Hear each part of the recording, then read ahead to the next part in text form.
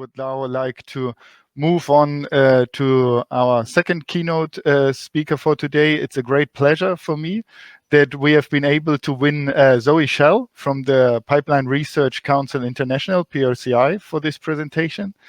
Zoe got a Bachelor of Science in Construction Engineering from the California State Polytechnic University.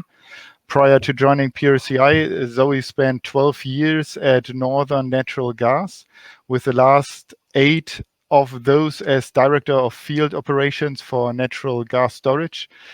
Since 2018, Zoe is Project Manager at PRCI, where she acts as staff liaison to oversee the planning and arrangement of the integrity and inspection and underground storage technical committees, project areas, and project teams. Zoe will talk about PRCI's pursuit of solutions, the difficult to inspect pipeline. Zoe, please, the floor is yours. Thank you kindly. What a mouthful. I'd like to thank you very much for the opportunity to present today and to introduce PRCI to you.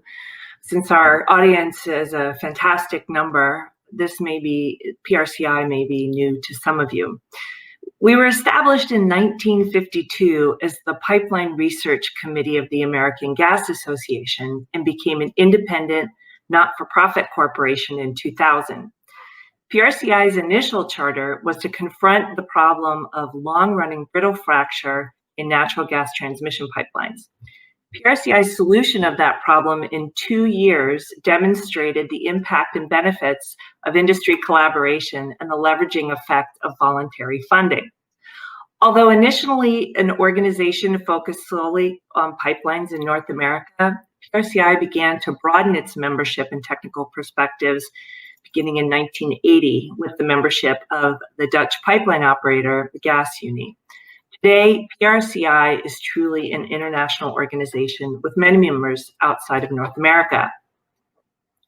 With the commitment and technical expertise of its members, PRCI continues to develop dynamic research programs devoted to identifying, prioritizing, and implementing the industry's core research objectives. As a result, PRCI has become a critical resource for all energy pipelines, regardless of where they operate, how they operate, or the purpose of their operation. Collaboration achieved through PRCI member funding and their additional contribution of resources and expertise results in the development of pipeline industry research and technology advances that benefit member organizations and therefore all energy users. There are many examples of collaborative technology developments achieved by PRCI and its members for the global pipeline industry, providing the intelligence and expertise needed by the industry to continue reducing risks both from and to pipelines. Some of the notable recent accomplishments in the area of difficult to inspect pipelines include the development of techniques to detect, assess, prevent, and remediate corrosion in carrier pipes inside casings, a method to predict likelihood of failure for dent and gouge damage, the characterization of failure behavior and mechanical properties of a variety of girth weld types. So our topic, the unpiggable pipeline. I'd heard that the nickname PIG was an acronym from the initial letters of the term pipeline inspection gauge. I even heard pipeline intervention gadget, neither of which I believe, quite frankly. In the field, I heard it came from the early days of pipeline cleaning, where technicians made straw bales or masses of leather, sometimes wrapped in barbed wire or other materials, to maneuver and clean the pipelines. These homemade tools apparently made an impressive squealing noise while traveling through the pipe, sounding to many like a squealing pig. And that's what gave it their name. I would like to believe personally, though, that the rumor that the Roman aqueduct was cleaned with pigskin is how the pig got its name, and that's the one I prefer to stick to. But unpiggable, on the other hand, these are the ones that have attributes that limit the inspection. And like Conrad said, whether it's due to apparatus, design, damage, cost, or even unreliable data, these remain a challenging feature of the global infrastructure. PRCI's collaborative effort spans more than 2 decades to address these challenging pipelines. Through member funding, joint industry projects, and government co-funded research, PRCI has conducted, on average, about 2 projects a year on this issue. With the perspective of the last 20 years, our foray into difficult to inspect can be categorized thematically. From 2000 to 2005, efforts were expended to understand the breadth of the issue. Where did obstacles occur, with what frequency, and how are challenging to inspect pipelines being treated? The innovation phase, starting in 2006, we observed ingenuity in the research, seeing enhancing or combining technologies, alternative deployment of technology, including robots, and for the first time in the industry, a formal definition of the unpickable pipeline was presented. In 2011 to 2015, research expanded on the prior advances with functional use in the subsea environment, for instance. We saw specific applications for metal loss and technology improvements for more flexibilities, such as those found in various sensor technology or approach to the inspection, such as distance from the feature. In the last 5 years, given the variety of technology and methodology available, the research leans into the application, helping operators to sift through the data to develop integrity assessments or defendable alternative methods of inspection to satisfy your regulators. Assessments of the various possibilities of detection for the tools was conducted and reported during the application phase. So what you see on the screen now are excerpts from some of our reports focused on methodology for the inspection of challenging pipelines. Whether inside, outside, or above the pipeline, or a combination, these are the fundamental methods used for the difficult to inspect pipelines. Through a combination of electricity, sound, radiography, magnetics, the inspections aim to provide direct assessments or quantitative analysis to apply to a variety of pipe segments and features. Whether applicable to onshore or offshore, and also in the right-of-way or within the fence of a facility, the difficult to inspect pipeline is an industry-wide and product-wide issue. Some of the photos that you see on this particular slide take a brief look at some of the technology from PRCI's research projects or in tandem with other funders. In the upper left-hand corner, you'll see a device, alternating current voltage gradient. That was from CorePros investigating into dynamic stray current. Really, it represents what our technology used to look like, which I think is a data logger and possibly an AM radio on the back, that I'm not sure. But you may recognize the guided wave with TWI here in the lower right, or in the lower left, large standoff magnetometry, which is a newer technology. And then, of course, in the upper picture with the beautiful visitor, the Sonomatic Nautilus UT scanner. In the center, I wanted to highlight a facility that was built by PRCI at our Technology Development Center in Houston. This is a liquid loop, and it has specific features for difficult to inspect, whether it's back-to-back bends, change in restriction of the pipeline. So we do have an opportunity and a playground to test various tools and compare them. One component that differentiates research through PRCI is that the research is not only qualitative, but that it's also quantitative. The data supporting the research is incorporated into the final product, and in many cases, raw data behind the data is also available. Some examples of the variety that you'll see in our reports are shown. In the upper right-hand corner, again, this is the PHMSA co-funded project into AMR, the anisotropic magnetorestriction sensors, through radiation monitoring devices in Invodane. You may also recognize the EMAT scan here in the center, and that's from Quest. And then in the lower, the lower right-hand corner, the UT profilometry from Quest. And this particular project yielded commercialized technology from QNline, which is a real win for the industry. This really is my only super fun slide, admittedly taken from one report with a variety of robotics. It's just sort of fun to see the progression of robotics in the industry, specific for our challenging to inspect. So you've got Southwest Research Institute's MAGPI, which stands for the Magnetically Attached General Purpose Inspection Engine, next to the little engine that could. This is actually Marco's International Internal Inspection Device for sewers, which has implications otherwise. And that was funded by the German Ministry of Education, Research, and Technology. Some of the more interesting looking robots are from Hirose and Yoneda Robotics. We have the Sauryu-1 tracked snake, and then another favorite here, the Slim Slime robot, which was also from Hirose and Yoneda. And lastly, just to show the advances in technology, these are some of the 90s versions of Gavin Miller's snake robot. Oops, excuse me. You can really see the difference between version 2 and version 5, completed in 1999, which is very lifelike. And so now we have pigs, we have snakes, and in my research for the presentation, I even came across a mouse.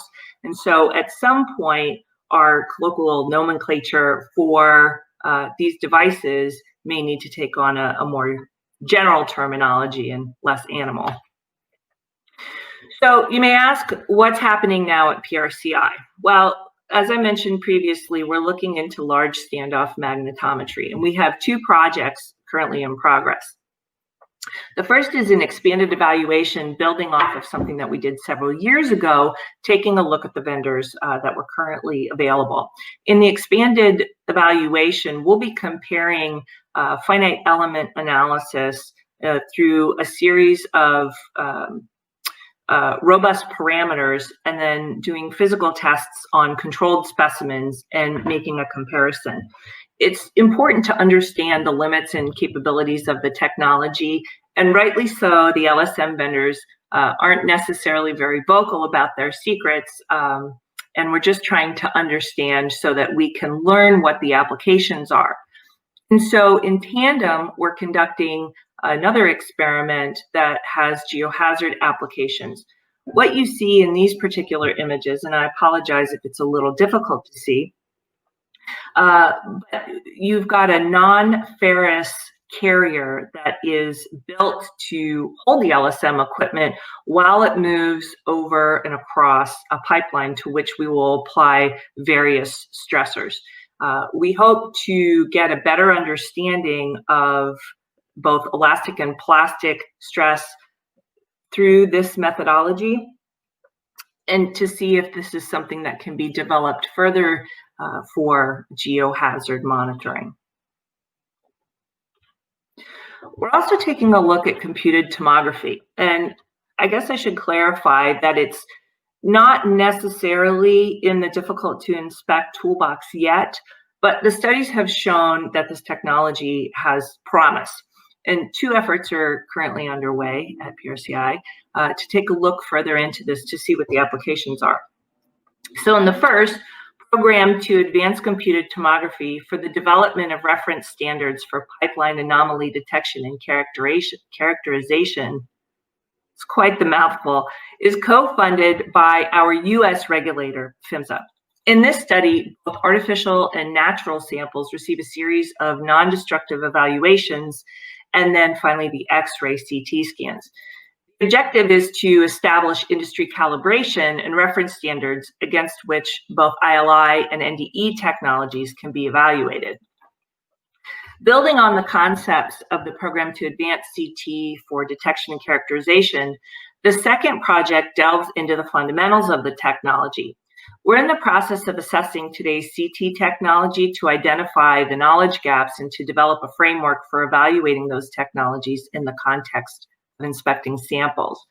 We're utilizing full circumferential samples in this particular experiment instead of the standard coupons and plates to understand both, again, the capacity and limitations of the technology. And ultimately, we aim to provide a state-of-the-art description of that technology, the providers, capabilities, and applications to the pipelines.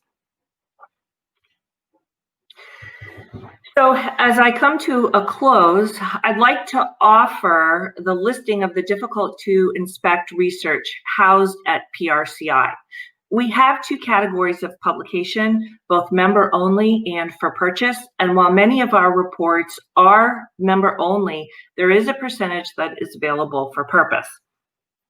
In this list, it will give you the title, an abstract, a cost, and of course, the authors and authoring firm. We also welcome the opportunity for new research, and the relevant data access can be granted as part of your participation in the projects, either through subject matter expertise, samples for use, data availability, or direct funding contribution, which we call in-kind contribution. So in closing, I guess what I want you to leave with is to know that PRCI is an available resource to you and a potential partner, whether through membership, contractor, in-kind sharing of expertise, data sharing. We're interested in further progressing the solutions for the difficult to inspect pipeline. My contact information is on the screen for your use. And with that, I'd like to thank you very much for your attention and the opportunity to share this information with you. I'm happy to take any questions, and if I'm not able to answer them today, just please make sure your information is in the chat window, and I will certainly respond after the conference today. Thank you kindly. Yes, great.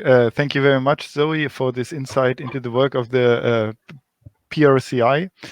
I've seen that there are already quite a lot of questions that we have received so far, and I'm happy to go on and ask a first question from Roy Surges. What is the range of pipe diameters that you have available in your test loop in Houston? Can any AGA PRCI member use it?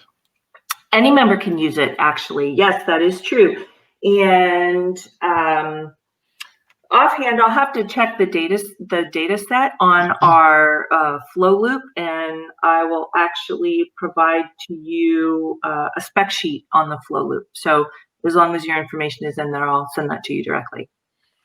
Yes, we will forward the questions again to you with contact details for the persons asking them, and so you can follow up on that directly also. So, and another question from Amer Ali Mohammed. How successful is Barkhausen noise technique? And is it applicable for gas or both, gas and liquids, and areas of application? All right, so that is an older technique, older in our research, and not something that I've actually seen even in the past 10 years. I just thought that that was an interesting start to the sound component of the inspection process. So I don't know that any work is actually being done on that particularly right now. Okay. So another question from William Brown. What is the status of the PSQR? Plausible profiles for corrosion. That was another project through PRCI. And, you know, I'd like to mention that we have free webinars, and that webinar is definitely available on our website. That has been published. We have been socializing P-Square internationally, certainly, and that is available for purchase, and it's available through webinars. Yeah, okay. So there is one more question from Sachin Kolhe. What is the best inspection technology for HDPE pipelines? If you can give an easy answer on that. You know, in oil and gas transmission, we don't have a lot of HDPE, or really none in my particular history. And so I can't answer that. But what I will say is I will look into it and at least get back to you. Primarily, that is not where our research lies. Yeah, okay. And I have one more question here right now from Gonzalo Cabrera. Do you foresee robots replacing ILI tools? Ooh, replacing. No, not really. I'm not the end all be all, and there are a lot of expertise on the call that could speak to that. But I think that ILI will continue to be the primary inspection method. Where I see us going in the future is probably data driven, really. You know, artificial intelligence, that's sort of the sexy topic right now. I've seen some firms taking a look at automating information regarding defects that could be applied to other sections of the pipeline. So I really think that's where the future is. I think robotics certainly has a component and that it is a deployment method, but personally, I don't see it as a substitute. Yeah, okay. So one final question, probably. You said that before. I'm sorry. Maybe one final after the final one again. But this one now, it's from Ola Di Meiji Popula. Your research is not covering Africa, sub-West Africa region. How do we benefit from your fantastic contribution you're making in the industry? Well, you know, truthfully, you would benefit best from participation, quite frankly. And whether that means that we have an arrangement where we can understand what your challenges are to incorporate them into our broader international perspective, or if you have samples that may have an impact on the research that we're doing now, that we could make that research directly relatable to you, I think is really the best way to do it. But you're right, we have not ventured into that space yet, but we would certainly like to.